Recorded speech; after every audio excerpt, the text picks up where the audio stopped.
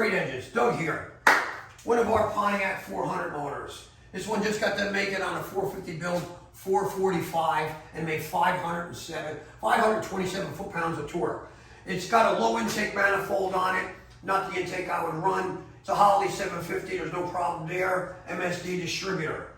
But our dyno is skipping a beat a little bit. I think this would have probably made about another 20-some horsepower, but that's okay, it's a baby motor.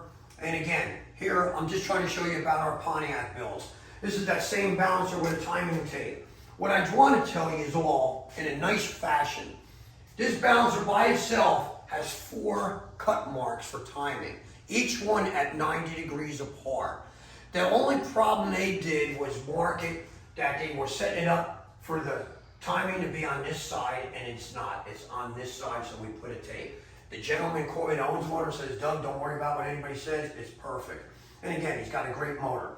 One more thing, when I build mine, I use a rubber rear main seal on it. These all call for a rope. I run a rubber, I ain't gonna tell you which one, but that's what I do. I have no water leaks, I have no oil leaks. Motor runs fantastic.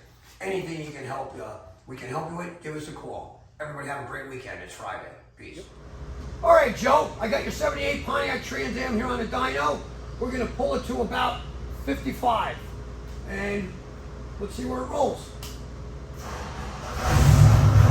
runs great. It's 100